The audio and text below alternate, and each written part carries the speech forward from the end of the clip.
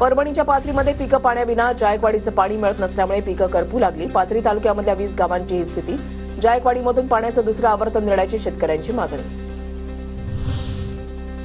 Soybean खरेदीसाठी नाफेड केंद्रांना मुदतवाढ द्या, आमदार रत्नाकर गुट्टे यांची मुख्यमंत्र्यांकडे पत्राद्वारे मागणी। परभणी जिल्ह्यामध्ये हजारो शेतकऱ्यांच्या सोयाबीनची खरेदी बाकी। नांदेडच्या शेतकऱ्यांचा फळ लागवडीकडे कल। नायगाव तालुक्यामध्ये शेतकऱ्यांकडून टरबूजाची लागवड। टरबूज लागवडीमधून शेतकऱ्यांना चांगलं उत्पन्न। शासनाकडून धान खरेदीला मुदतवाढ। 31 मार्चपर्यंत सुरू राहणार धान खरेदी केंद्र। नोंदणीमध्ये वाढ झाल्यानं शेतकऱ्यांना दिलासा देणारा निर्णय।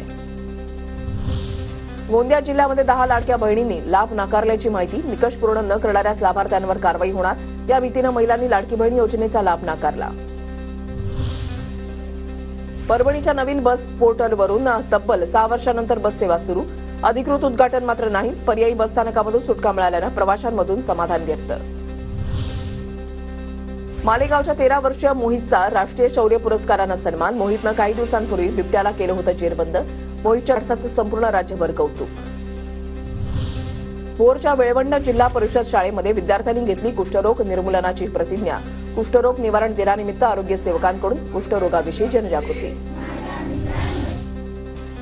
रत्नागिरीमधल्या जुवे इथल्या सचिन चव्हाण यांनी तयार केली भारतीय नौदलाच्या ताफ्यामध्ये असलेल्या युद्धनौकेची प्रतिकृती। 20 फूट लांब आणि 7.5 फूट उंचीची ही प्रतिकृती बनवण्यासाठी लागला 1 महिना।